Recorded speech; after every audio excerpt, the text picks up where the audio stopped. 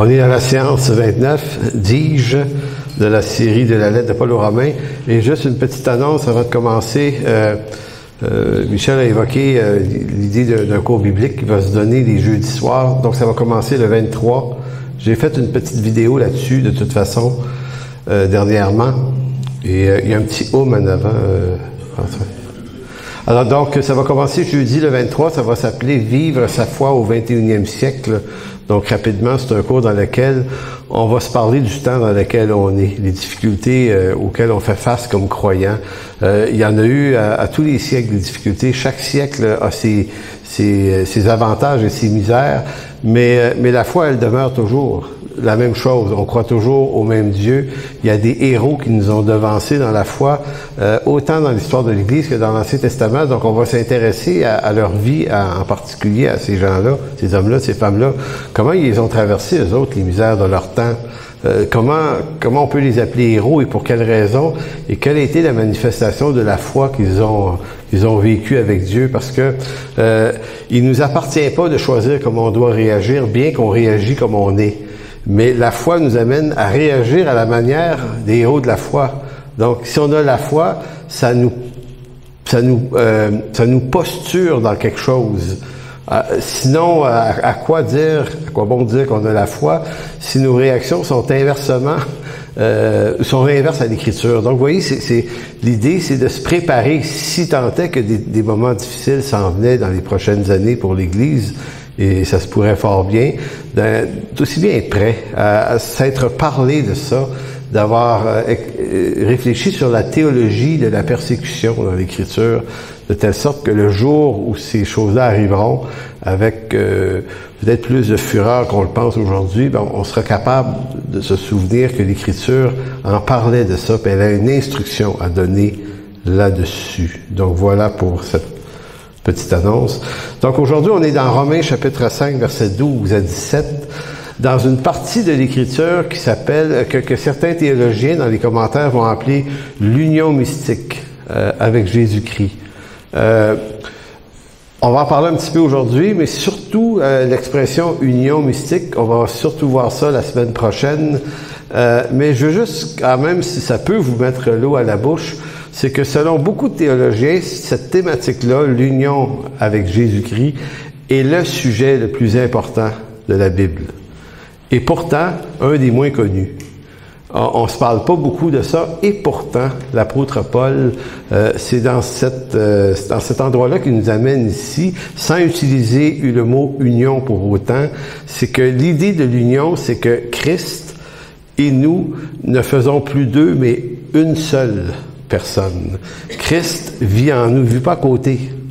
Il ne vit pas près de nous. Il vit en nous et nous sommes en lui. Donc, c'est cette espèce d'union. Quelle est-elle? Comment on l'explique? Qu'on est devenu, comme on va voir à la fin de cette prédication, une seule et même plante avec lui. C'est fascinant l'expression que Paul utilise. Une seule plante avec lui. Donc, où est-ce qu'on distingue une nature et une autre dans la plante? Ça se distingue plus.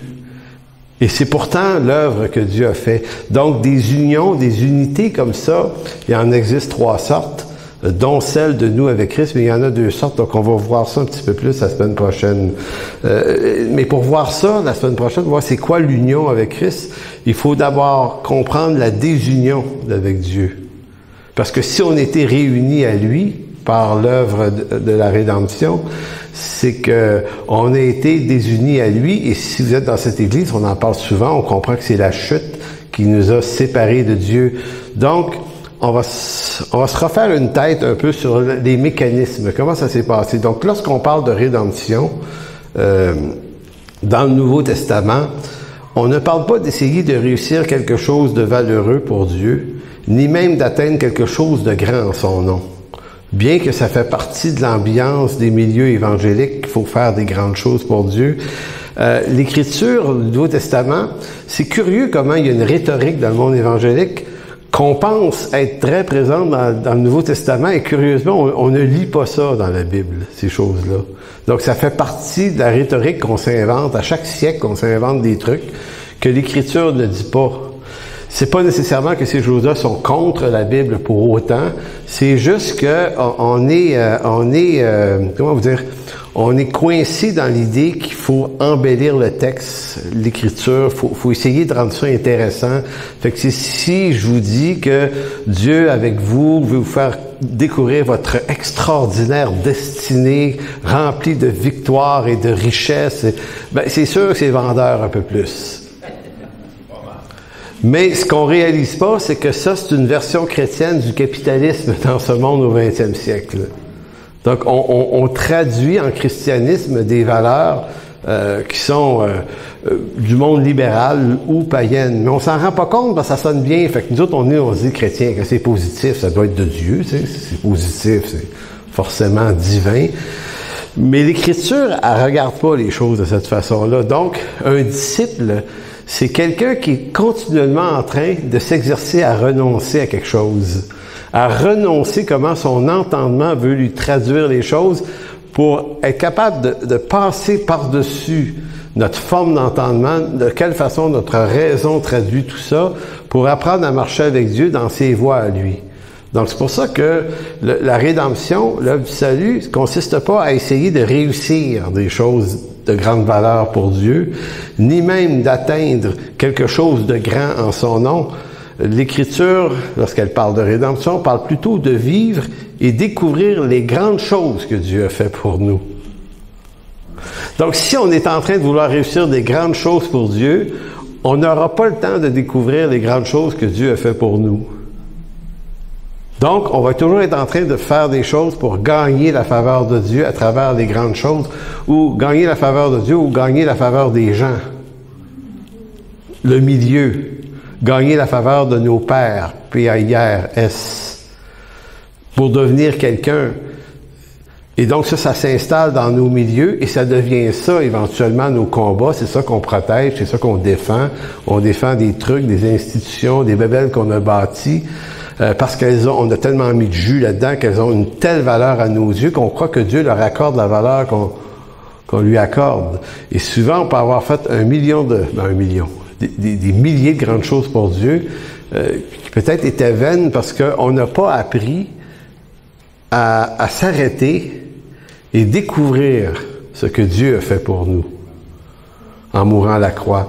Donc, si par la chute adamique, l'homme fut mis dehors de l'Éden et séparé de Dieu de telle sorte qu'il se retrouve dans le couloir de la mort, parce qu'avant notre rédemption, c'est un peu ça notre réalité, on est pour éventuellement apprendre qu'on va mourir. Et c'est la seule expérience, les deux seules expériences qui sont communes à tous les humains, c'est d'être et mourir. Ça se peut pas vivre ces deux choses-là.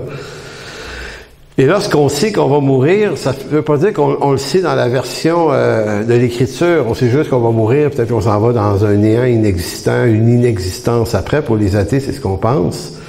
Mais si on devient chrétien, on apprend en plus que la mort est elle peut être extrêmement violente, séparée de Dieu pour une éternité dans un lieu terrible. Là. Donc c'est pour ça que on est pour apprendre qu'on est condamné à mort. C'est quand même assez, non pas pittoresque, ce serait quoi le mot, Franck?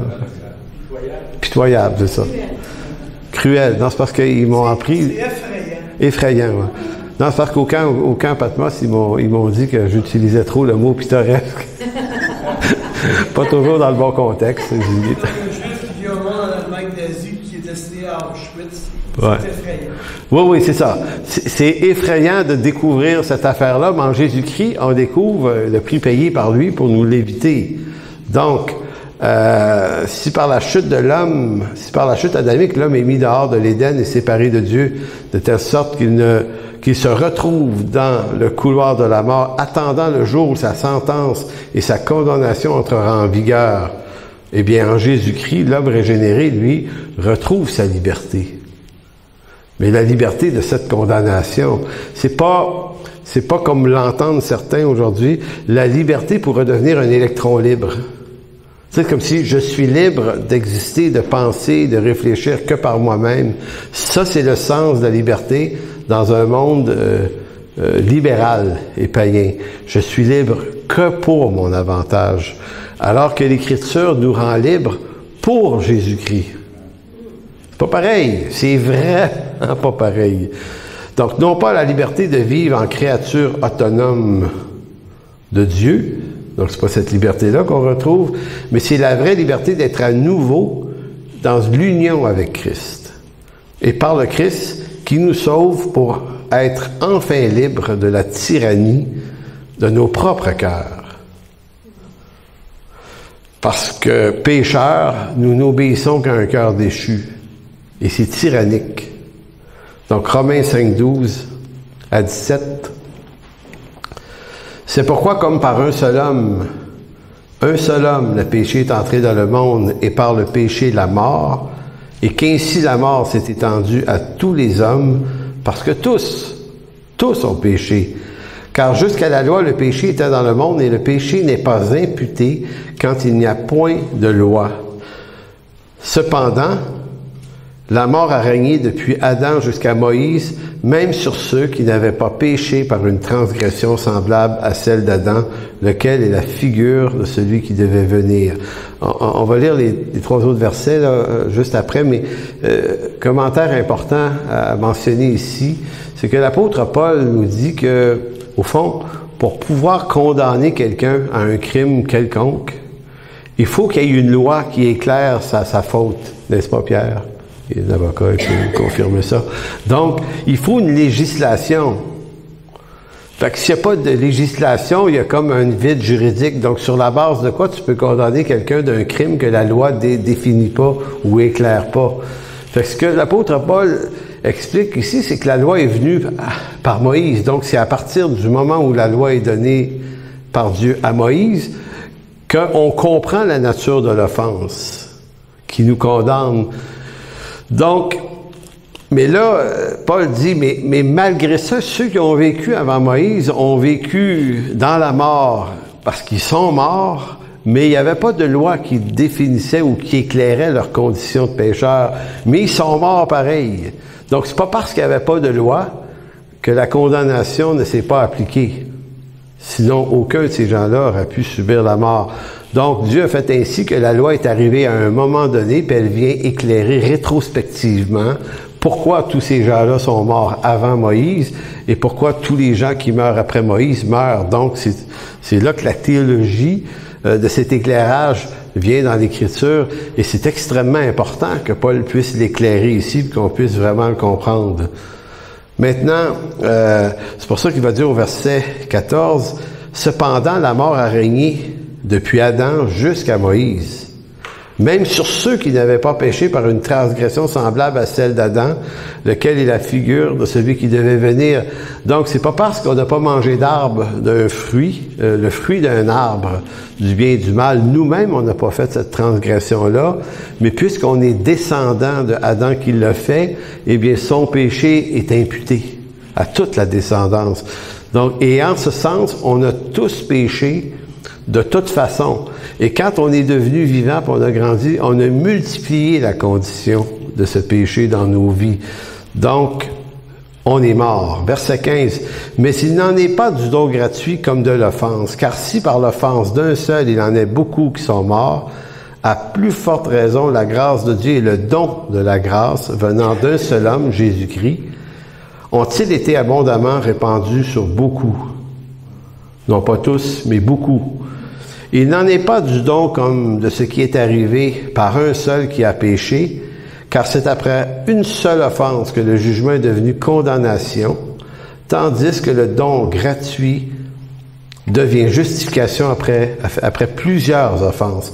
Si par l'offense d'un seul la mort a régné, par lui seul à plus forte raison, ceux qui reçoivent l'abondance de la grâce et du don de la justice régneront-ils dans la vie par Jésus-Christ, lui seul. C'est un texte là avec des redondances. Hein. Quand on lit, là, l'apôtre Paul tricote quelque chose, il le retricote différemment, puis ça continue même un peu après. Donc c'est vraiment un texte qui est vraiment éclairant pour nous faire comprendre la rédemption. Donc ce que l'apôtre Paul nous explique ici, c'est toute la question que la rédemption, c'est une union avec Jésus-Christ et non pas juste, comme je disais dernièrement, c'est pas juste un phénomène de sauvetage. On n'a pas juste été sorti d'une cabane en feu pour être mis dans le sous-sol d'église sur des petits lits de camp en attendant qu'on nous trouve une place, mais non seulement sommes-nous sauvés de la colère, mais en plus on est invités à partager le royaume, mais pas strictement en tant qu'invités. Je pense que le chant que Jean faisait là, au début là, sur le Fils prodigue, quand je t'ai entendu chanter ça, je trouvais que ça rentrait dans l'intelligence de la chose. Si le Père reçoit le Fils, ben c'est justement parce qu'il n'est pas un étranger. Parce qu'il est fils. Il est Fils. Donc, il a déconné, là, mais il est le Fils. Tu peux pas faire d'autre chose avec ton Fils que de le recevoir dans ta maison, malgré tout. Et dans sa maison. Dans sa maison. Merci, Guy, encore. Je pensais que tu allais dire « j'ai pas de mérite », c'est comme ça. Bon, alors vous voyez, c'est intéressant parce que si on comprend mal cette compréhension-là du salut, on peut avoir l'impression que le salut est une probation, une chance qui nous est donnée de réessayer, de réussir. Et bon, ben, si c'était ça, on aurait tous échoué de toute façon. Parce que ça voudrait dire que pour que ça marche, il faudrait que cette fois-ci, tu ne pêches plus, là. Comme si Dieu disait, je te sauve, là. T'en as fait des péchés, là. Là, je te donne une chance, là. Manque-la pas, celle-là, là. Et ça amène des gens à raisonner, comme j'avais entendu un monsieur au Saguenay qui m'avait dit, il dit, moi, je vais me tourner vers Jésus-Christ quand je vais être bien, bien vieux sur mon lit de mourant à l'hôpital, parce qu'il dit, je pourrais plus scraper la patente qu'il va me donner. Tu sais, il va être à moitié mort, je peux plus pécher, là, fait qu'il n'y a pas de chance que je le perde. Il m'avait dit ça en joke, évidemment. Mais vous voyez, ça traduit quand même cette idée de comment on peut percevoir la rédemption et le salut et de ne pas comprendre que Dieu nous aime pas juste un peu, il nous aime vraiment beaucoup, il nous a donné son Fils, puis maintenant on est en lui, puis tout ce qui arrive au Fils va nous arriver aussi. Donc, tu sais, la seule idée que le salut puisse se perdre a complètement pas de sens avec l'Écriture. Ça fait du sens dans la justice qu'on s'accorde entre nous, les humains. Ici, en bas, ça marche comme ça. On se donne des chances, des deuxièmes chances. Puis on n'a pas le choix, là. On est coincé dans un monde injuste, imparfait, impartial. Fait qu'on est obligé de dealer toujours à des degrés, puis à des chances qu'on donne, puis à des chances qu'on s'essaye. Mais dans le royaume de Dieu, cette justice-là n'existe pas. C'est celle de Christ. Donc, par un seul homme, Paul dit. Donc, c'est pas une longue succession de péchés commis par une grande quantité d'hommes qui a rendu cette humanité pécheresse. Mais c'est un seul acte de désobéissance commis par un seul homme qui a rendu toute la race pécheresse. En gros, ce texte nous présente la mécanique de comment le péché est entré dans le monde et comment l'œuvre de Jésus-Christ a renversé cette condamnation. Par un seul homme, nous dit Paul, le péché s'est étendu à tous les hommes. Adam est en quelque sorte celui qui introduit la mort en ce monde, par une seule désobéissance. Là, il y a des choses que je ne veux pas vous dire. Ben, parce que je les ai déjà dit.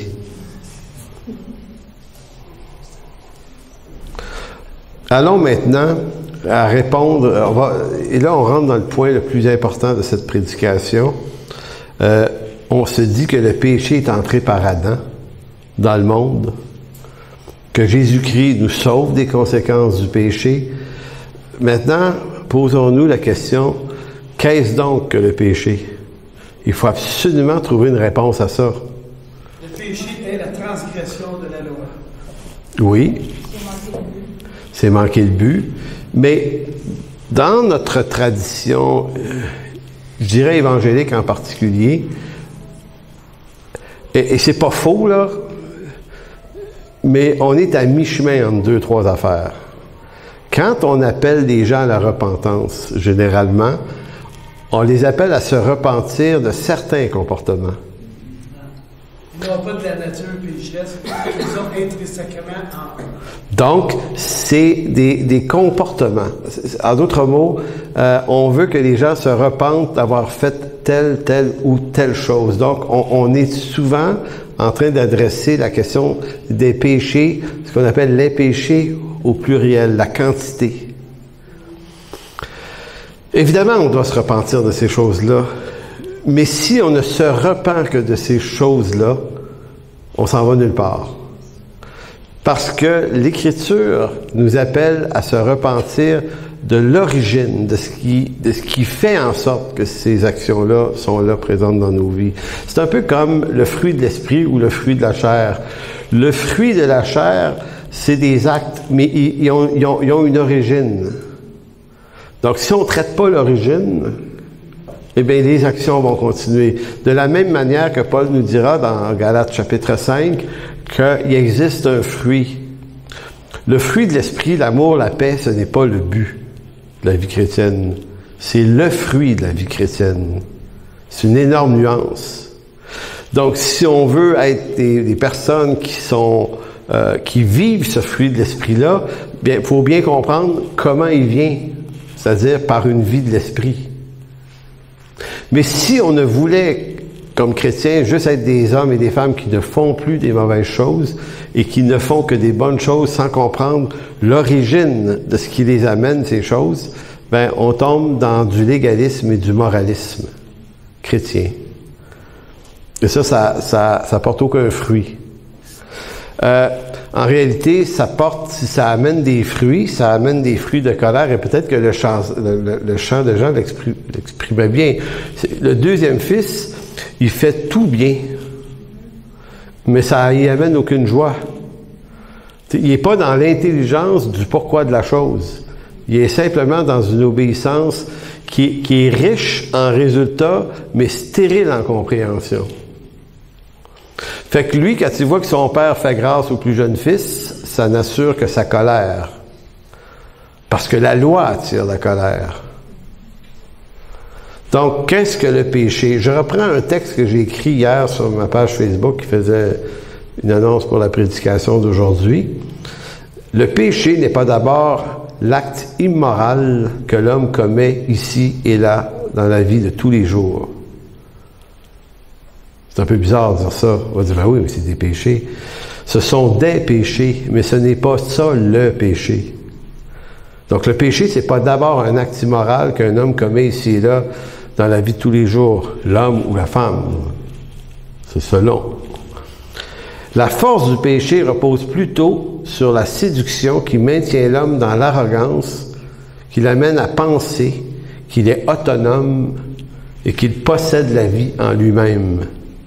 Qu'il est une créature libre de croire et penser ce que bon lui semble, n'ayant de compte à rendre à personne sinon qu'à lui-même. C'est ça le péché. Et dans ça, il peut y avoir aucun acte immoral mauvais particulier. C'est l'homme qui croit que sa vie à lui appartient. Il est autonome. C'est l'homme qui, dans son arrogance, est absolument inconscient que le souffle de sa bouche est maintenu par Dieu malgré sa rébellion. Notre vie là, physique là, ne se soutient pas elle-même. Ça, c'est notre illusion. Elle est tenue par Dieu. Chaque souffle de notre bouche est fait par la volonté de Dieu. Nous existons par Dieu. En dehors de Christ, il n'existe rien. Il est l'alpha, il est l'oméga. Avant lui, il n'y a rien. Après lui, il n'y a rien. Au-dessus de lui, il n'y a rien. Il est la réalité. Mais nous, on est convaincus, et même comme croyants, on est convaincus qu'on est créé, puis on a le moteur de la vie en nous-mêmes. On est autonome. C'est ça que ça veut dire être autonome. Je fais ce que je veux. Puis même pour beaucoup de croyants, cette question-là n'est pas claire. Alors que les gens de ce monde, eux autres, légalement, les amènent à penser qu'ils ont plein de droits. puis ils revendiquent des choses, puis ils sont libres de penser comme ils veulent, de faire ce qu'ils veulent de leur corps, fût-il le changer en homme, le changer en femme ou le changer en quelque chose entre les deux. C'est comme, je suis tellement le Dieu de ce corps que j'en fais ce que je veux. C'est une arrogance devant Dieu. Et il faut juste comprendre que Dieu, cette arrogance-là, il la patiente. Il la patiente. Il est patient, nous dit Paul. C'est pas rien, la rébellion devant Dieu. C'est pour ça que c'est quelque chose à toujours traiter dans nos cœurs, la rébellion. Parce que la rébellion est aussi responsable de la chute. La rébellion contre Dieu, j'entends. Donc, le péché soumet l'homme à la tyrannie de son propre cœur en lui suggérant de rester son propre Dieu. Même devenu chrétien, l'homme porte en lui cette inclinaison à courber l'Écriture pour qu'elle entre dans sa conception de la vie chrétienne. On fait ça, là. On veut que l'Écriture dise quelque chose. Elle dit quelque chose, mais nous autres, on veut qu'elle dise, on twiste un peu, faut que ça veuille dire ce que j'ai envie d'entendre. Et ça, on a tous ça, ce problème-là. Là, c'est ultra présent, ça nous domine. Donc, qu'est-ce que la marche avec Dieu? Sinon, la décision qu'on prend d'être toujours en train de renoncer à quelque chose de nous, mourir à soi, pour apprendre à réfléchir avec Dieu sur les choses. Parce que ses voies sont pas les nôtres, parce que ses pensées sont pas les nôtres, si on se rend pas conscient de ce problème-là qui nous habite, eh bien, on va passer toujours une vie chrétienne en étant jamais vraiment sur la ligne. Et je suis pas en train de vous dire qu'il faut être absolument sur la ligne, jamais se tromper, là. Je ne sais pas d'amener ça dans une rigueur impossible. Je veux juste dire que c'est marcher avec Dieu, c'est d'apprendre à l'entendre lui. Notre combat ici-bas n'est pas de maîtriser, nous, l'Écriture, mais d'être maîtrisé par l'Écriture. Il y a toujours ce bon vieux passage de Job, et c'est dans Job 23:11. C'est venant de la bouche de Job et sachant ce que Job a dû traverser, là, ça ajoute une valeur à cette déclaration-là. Parce que Job, c'est pas un gars qui va, ça va pas bien, il n'est pas dans un château entouré de richesses, là. Puis, tu sais, on peut faire des affirmations, là, que ça va bien, puis oui, c'est comme si on maîtrisait l'idée. Mais Job va faire cette déclaration-là dans les pires moments de sa vie. Il va dire, mon pied s'est attaché à ses pas et j'ai gardé sa voie. Je ne m'en suis point détourné. Il y a une bonne différence entre faire cette déclaration-là assis dans un château ou assis sur un tas de cendres quand tu viens de tout perdre. Même déclaration, mais tellement pas la même profondeur. Il dit, je n'ai pas abandonné les commandements de ses lèvres et j'ai fait plier ma volonté aux paroles de sa bouche. Et le verbe plier, là, ici, il y a quelque chose, là. En d'autres mots, là, il y avait de la rigidité, il y avait de la résistance. Encore là, assis dans un salon, riche, c'est le fun à dire, c'est juste le fun à dire. Assis sur un tas de cendres, c'est une autre histoire, là, parce que ça signifie que cet homme-là est en train de lutter dans sa tête. La tentation d'abandonner l'idée d'une souveraineté de Dieu qui permet la situation est grande. Hein, c'est comme si c'est beau la souveraineté de Dieu, jusqu'à temps qu'il nous arrive des emmerdes. Là, on se dit, OK, mais là, et là, j'entends des chrétiens des fois dire, OK, je suis chrétien, mais je suis pas crétin, tu sais. Je peux raisonner par moi-même, je peux comprendre. Tu dis, attends une minute. Si c'est ça la porte qui s'ouvre dans ta tête, tu devrais avoir peur de toi-même, vraiment.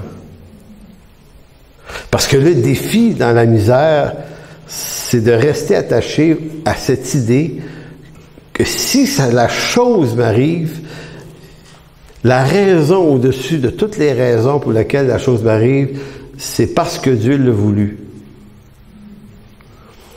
Et là, je suis obligé, ou Job est obligé de se dire, OK, ça n'a pas de bon sens ce qui se passe, mais il faut que je me batte pour rester convaincu que c'est Dieu qui l'a voulu ainsi. Donc, il faut que je fasse plier ma volonté. Ma volonté qui serait de tout sacrer ça là.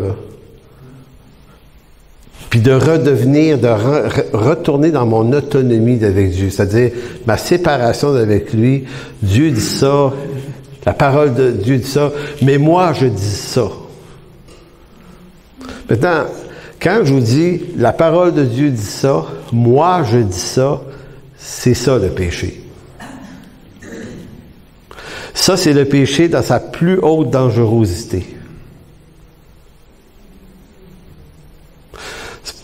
Pas pour rien que le Seigneur disait, les prostituées puis les voleurs vont vous devancer dans le royaume de Dieu, parce que quand tu l'as scrappé ta vie, tu n'as plus de justice propre pour essayer de faire accroire ta réussite.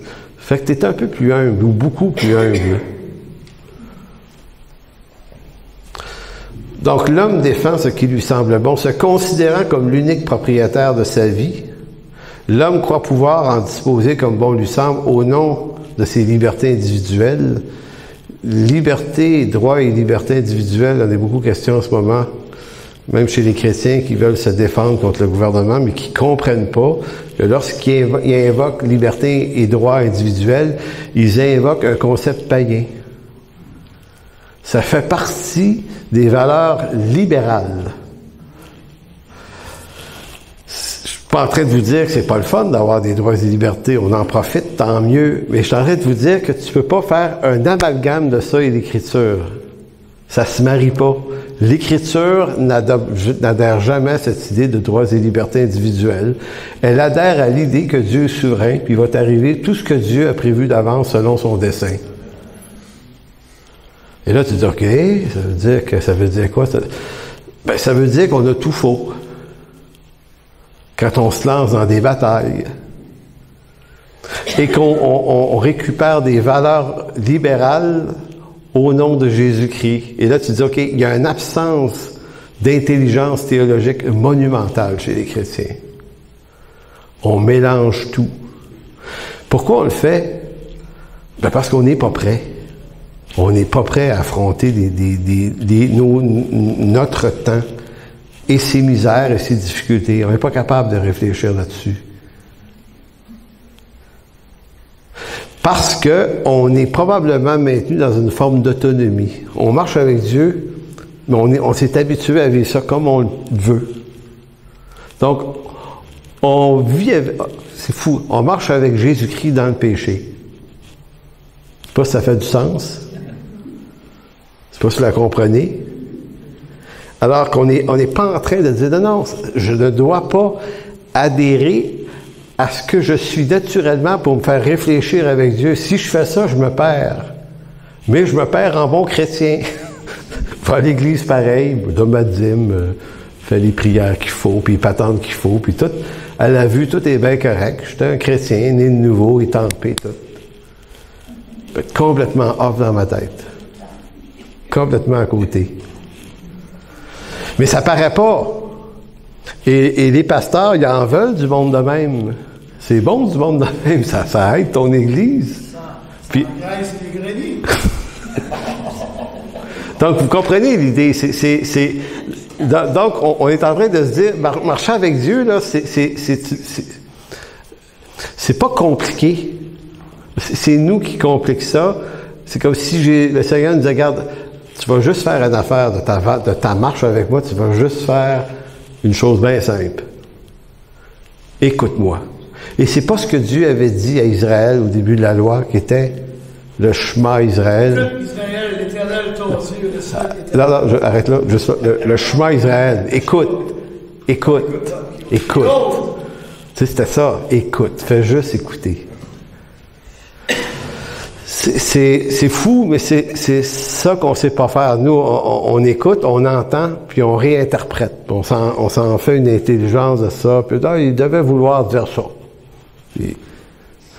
Donc, se considérant comme l'unique propriétaire de sa vie, l'homme croit pouvoir en disposer comme bon lui semble au nom des libertés individuelles, entre parenthèses, valeurs libérales, seul guide de sa raison, là où toutes ses passions le conduiront. Donc, au nom de ses libertés, moi je décide de mon appel. C'est incroyable, là. Je décide de mes rêves que je veux atteindre. Puis là, je dis au Seigneur, là, regarde, moi je marche avec toi, là, moi j'ai tel rêve dans ma vie, là, amène-moi là. C'est fou. En résumé, le péché entraîne l'homme à n'obéir qu'à lui-même, au mépris de son Créateur dont il préfère ignorer l'existence. Ça, c'est pour les incroyants, évidemment. Pour ce qui est des actes d'immoralité, que sont-ils sinon le fruit qui proviennent de cet égarement? Et non, il n'en est pas la cause, tout à fait. Donc, les actes pécheurs, les péchés, sont le fruit d'un arbre. L'arbre de la connaissance du bien et du mal où l'homme a décidé d'être son propre Dieu. Et c'est pas parce qu'on est croyant qu'on a renoncé à ce petit Dieu qui est en nous. Parce que on est coincé avec ça, là. Puis là, je suis surtout pas en train de vous dire que le bon chrétien, c'est lui qui a réussi à vaincre cette affaire-là, cette bébête-là dans sa vie. Puis les mauvais chrétiens, c'est ceux qui n'y arrivent pas. Ça serait trop facile à dire. Ça serait trop de manipulation. On veut pas manipuler les gens. Ce qu'on veut dire ici, c'est que c'est pas évident pour tout le monde. Moi, le premier. C'est tout le temps là. Donc, marcher par la foi, c'est d'avoir une réflexion allumée.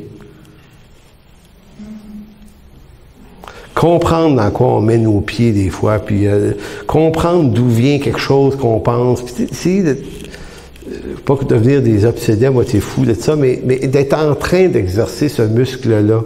Sinon, on suit la foule, même chrétienne. La foule chrétienne pense ça, ça doit être ça qu'il faut penser. Et j'aime toujours, à ce moment-ci, lorsque je parle de foule, citer Søren Kierkegaard qui avait dit un jour « La foule, c'est le mensonge ». Il avait ajouté aussi qu'il dit « Lorsque dans un pays, tout le monde va à l'église, c'est que dans ce pays, il n'y a plus de chrétiens. » Elle mérite d'être réfléchie, celle-là, parce que la première fois que j'ai lu, je dis « Oh! » Faut la relire. Attends une minute. Nous, on a la facilité de se dire, si tout le monde va à l'église, c'est qu'on a réussi. Lui, il dit non, on a échoué parce qu'il dit, si on a réussi à faire ça, c'est qu'on a moralisé tout le monde. Donc, c'est un échec. C'est pas ça le but. Mais vous allez dire, il faut que tout le monde aille à l'église. Oui, mais il faut plutôt que tout le monde marche avec Jésus-Christ. Mais quand on marche avec Jésus-Christ, on va à l'église. Ça se sépare pas. Mais on peut aller tout le monde à l'église et pas marcher avec Jésus-Christ nécessairement.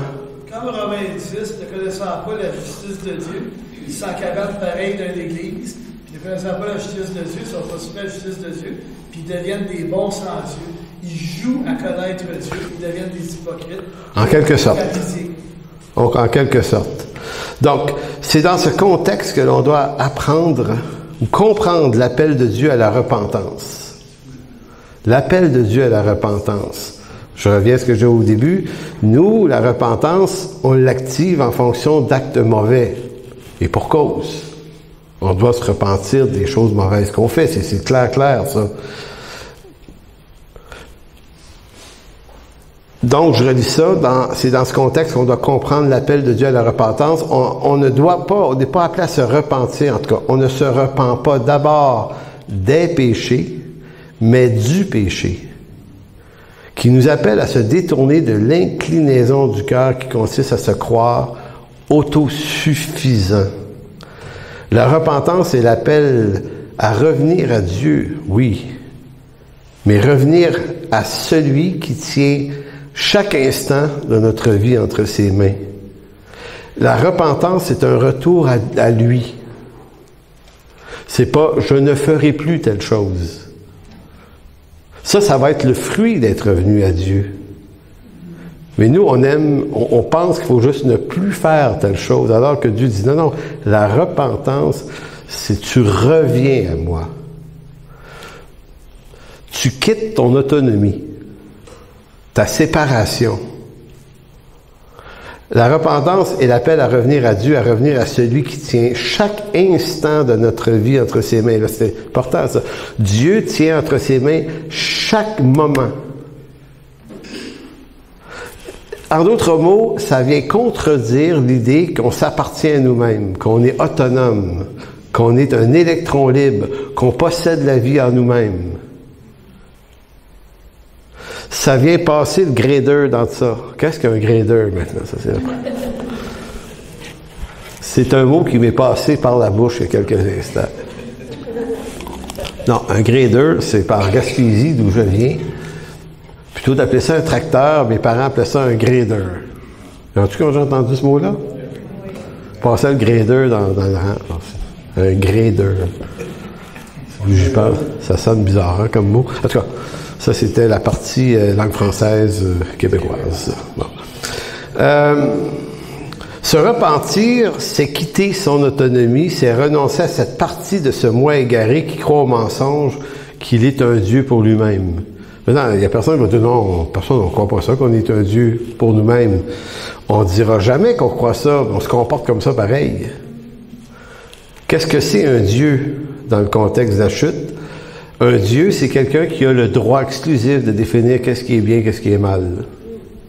C'est celui qui possède de toute éternité le droit de dire voici ce qui est bien, voici ce qui est mal.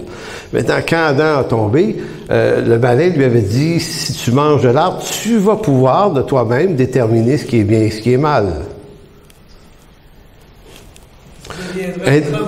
Comme Dieu. Donc tu vas être comme Dieu, mais séparé de lui.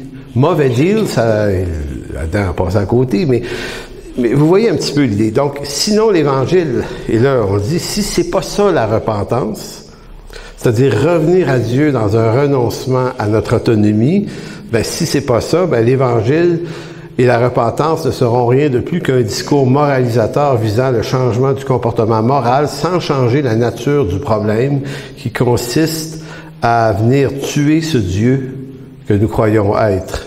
Revenir à Dieu, et là on entre dans l'idée de l'union avec Christ.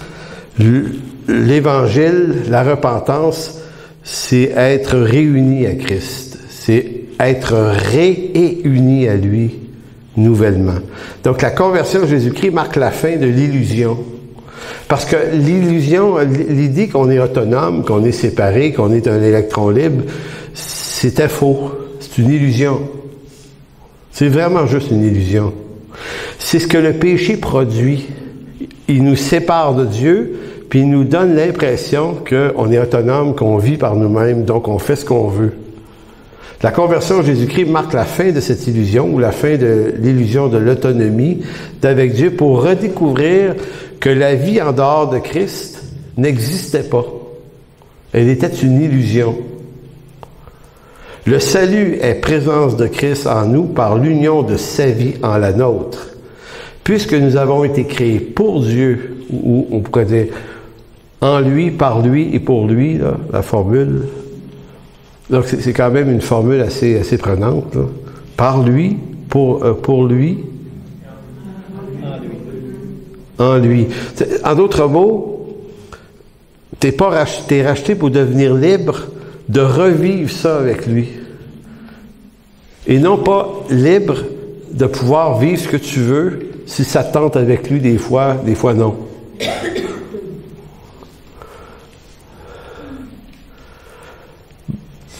Donc, puisque nous avons été créés pour Dieu, la vraie liberté est l'acte de rachat qui permet à Dieu de nous ramener dans la raison même de notre existence, c'est-à-dire d'exister pour lui. Et là, ça peut sonner secondairement dans nos têtes comme une autre forme d'esclavage. J'étais esclave de mes passions. Dieu m'a libéré, mais au fond, il m'a libéré juste pour y appartenir à lui. Fait que c'est quoi, là? J'ai juste changé de maître. Mais croyez-moi, vaut mieux avoir Dieu pour maître que soi-même. L'apôtre Paul, dans Acte 17, dans 2 versets distincts, les versets 25 et 28, va dire un certain nombre de choses aux Grecs dans l'aréopage d'Athènes. Idée que certains penseurs grecs avaient quand même réfléchi, il y avait du monde brillant là-dedans. Là. Il va leur dire, verset 25, c'est Dieu qui donne à tous la vie, la respiration et toutes choses. Dieu donne la vie, la respiration. Donc, attendez, là, c'est pas juste, il te donne la vie puis tu existes par toi-même. Là. Non, ta vie est tenue par sa volonté que tu respires. Donc, même que tu es en complète rébellion contre lui, tu existes parce qu'il décide qu'il y a des prochaines respirations. Au verset 28, il dit « Car en lui, nous avons la vie, le mouvement et l'être. » La vie, le mouvement et l'être. Écoutez, il n'existe rien d'autre à avoir que ça. On bouge, on a le mouvement parce qu'il le veut, et l'être, c'est-à-dire l'existence, notre existence est en lui. Maintenant, quand il y a eu la faute, le péché en Éden, l'homme a été spirituellement séparé de Dieu, mais zoologiquement, Dieu le maintient en vie quand même par sa volonté. Parce que sinon, on aurait cessé d'exister. Donc Dieu nous a artificiellement maintenus en vie. Il nous maintient la vie, le mouvement et l'être pour une raison, rencontrer son Fils qui va restaurer notre réalité spirituelle avec lui, qui consiste à redécouvrir qu'on a en lui la vie, le mouvement et l'être et qu'on n'existe pas par nous-mêmes. En Jésus-Christ, nous redevenons des hommes normaux qui sont renouvelés à l'idée que leur vie ne leur avait jamais appartenu. Elle était propriété de Dieu. En Jésus-Christ, l'homme redevient un homme selon le dessein éternel de celui qui appelle à cette vie en lui. C'est quand même assez fascinant, tout ça. C'est un sujet de redécouvrir, de découvrir qu'on a en lui le mouvement, la vie et l'être. C'est un sujet que, bon, j'ai lu souvent le livre des Actes. Ça fait juste quelques années que ça m'interpelle. On dirait que c'était des mots, ça, qui sonnaient rien dans ma tête. Et là, jusqu'à un jour où je me dis, mais c'est fort, là, ce qu'il est en train de dire là. J'existe parce qu'il veut. C'est tout. Et me sauver, c'est me rendre conscient que j'existe parce qu'il le veut. C'est de me refaire découvrir cette réalité qui m'avait échappé par le péché. Et le péché avait créé l'illusion que j'existais par moi tout seul. Et Dieu dit, non. T'existes parce que je veux. Et là, je te sauve, puis je te ramène à moi. OK? Donc, revenir à Dieu, c'est notre union avec Christ. Et là, je reviens sur cette idée qu'on va développer plus la semaine prochaine. L'union, c'est quand il est dit que Dieu nous ramène à lui, ça ne veut pas dire qu'il nous amène à côté de lui ou qu'il nous amène dans ses affaires à lui seulement, il nous ramène en lui. Je lisais un commentaire, je sais pas si vous connaissez Arthur Pink, le commentateur Arthur Pink, ça vous dit quelque chose? C'est vraiment un grand commentateur qui, lui, dit c'est un mystère extraordinaire. Il dit, c'est une des doctrines, il dit, probablement la plus importante de toute la Bible, c'est l'union avec Christ, parce qu'il dit, c'est ça le but final qui était voulu par Dieu, de nous unir à lui. Donc, c'est-à-dire la fin, notre union avec Christ, c'est la fin de notre autonomie pour découvrir que la vie en dehors de Christ n'existait pas. C'est découvrir que le salut n'est pas une nouvelle vie séparée de celle de Christ. Elle est présence de Christ en nous pour l'éternité. Et là, vous ne pourrez plus vous soustraire à ça. C'est la prise de conscience d'un mystère caché et révélé maintenant à tous les saints dans Colossiens chapitre 1, 27. 26, en fait, Colossiens 26, Paul dira « Le mystère caché de tout temps et dans tous les âges, mais révélé maintenant à ses saints. » C'est un mystère. À qui Dieu a voulu faire connaître quelle est la glorieuse richesse de ce mystère. Qu'est-ce que c'est? Parmi les païens, il dit savoir Christ à côté de nous. En nous. Voyez-vous, des fois, on lit l'Écriture, on lit des trucs phénoménaux de même, puis ça, petite lecture matinale, entre deux gorgées de café, puis on comprend pas ce qu'on vient de lire là, mais Paul est en train de dire, il y a une affaire, là. Il dit, c'est un mystère caché de tout temps, de tout âge, et révélé à ses saints dans cette nouvelle alliance qui est l'Église. C'est pas juste qu'il vous sort d'une maison en feu, puis il va vous arranger quelque chose. Là, pour ça. Non, il vous a mis en lui l'espérance de la gloire. Partagez cette même gloire qui est la sienne. Donc, nous ne sommes plus proches, nous ne sommes pas proches de Christ. Nous sommes unis au Christ. D'où ce mystère que comment s'opère cette union de ces deux choses qui est moi et Christ. Et le mystère est d'autant plus grand que dans ce corps de mort, je suis toujours un pécheur, mais que Christ m'habite quand même complètement. Mais ce qui est clair, c'est que de sa nature à lui ou de la mienne, celle qui va l'emporter, c'est la sienne par ma mort, à cause de sa mort. Donc, un jour, je paraîtrai avec lui dans la gloire et je serai tel qu'il est. Non pas Christ quelque part tout près de moi, mais Christ en moi et moi en lui. Dernier passage, Romains 6, verset 5. Si nous sommes devenus une même plante, si nous sommes devenus une même plante par la conformité en sa mort, nous le serons aussi par la conformité en sa résurrection. Donc, une même plante. Et c'est là que certains théologiens vont dire c'est difficile à expliquer parce que il nous fait être de la même chose que lui. Puis quand Paul utilise cette expression, une même plante, il y a quoi dans la plante? Un tronc, des cellules, des feuilles, mais tout ça, ça se tient ensemble. C'est qu'on est quoi, nous autres, dans la plante? Puis il est quoi, lui, dans la plante? Ben, on peut pas le séparer, on peut pas se séparer de lui, donc on est comme mélangé. C'est comme si vous prenez de la plastine bleue et de la plastine rouge, puis vous jusqu'à temps qu'elle soit ni rouge ni bleue, puis qu'elle devienne une autre couleur, puis t'es où là-dedans, là, toi?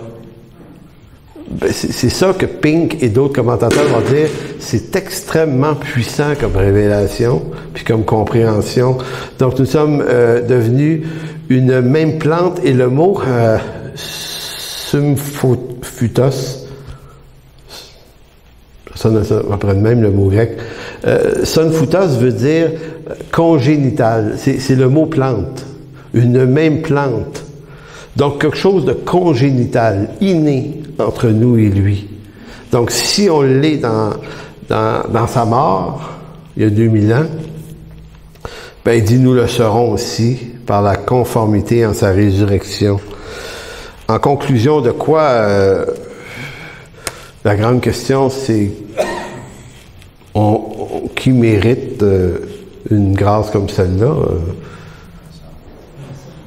Absolument personne. C'est une grâce. Donc, si je ferme la boucle avec le début, j'avais commencé en disant que la vie chrétienne, c'est pas d'accomplir des grandes choses pour Dieu, mais je n'étais pas en train de dire qu'on n'accomplira pas des grandes choses pour Dieu. C'est en train de dire que c'est pas d'abord ce phénomène-là d'accomplir des choses pour Dieu pour se rendre fameux d'une façon ou d'une autre. C'était de comprendre ce que Dieu a accompli pour nous. Et là, on vient de voir quelque chose que Dieu a accompli pour nous. Il a fait de nous une même plante avec lui. Fait qu'à mesure qu'on se fonde, qu'on s'approfondit dans la compréhension de ce que Dieu fait de nous, on comprend de mieux en mieux que c'est de son œuvre dont il s'agit en nous. Et grandir en maturité, c'est pas grandir en quantité de patentes qu'on fait mieux, là. c'est grandir dans une riche compréhension de ça, de telle sorte que peut-être qu'on va faire moins de choses, mais peut-être qu'elles vont être faites dans une perspective qui est plus proche de ses desseins ou de son dessein éternel pour nous et notre milieu. Bref, on peut en parler pendant des heures. Jean, tu veux revenir? Oui. Alors, Seigneur, on veut te dire merci pour cette parole aujourd'hui. Cette parole qui est pas en fin de compte, c'est pas ma parole, c'est ta parole, c'est cette écriture qui nous a été donnée en héritage. Et Seigneur, que ça puisse devenir esprit et vie en nous. Pas juste une connaissance de plus, ce qui est déjà pas mal, mais aussi, Seigneur, une nouvelle vitalité en nous. Apprendre à contempler cette grâce et cette bonté, cet amour que tu as pour nous, parce que tu nous fais participer à quelque chose qui fait que même si on est sauvé depuis 40 ans, des fois c'est 30 ans, 35 ans, 40 ans plus tard, qu'on commence à comprendre ce que tu as vraiment fait.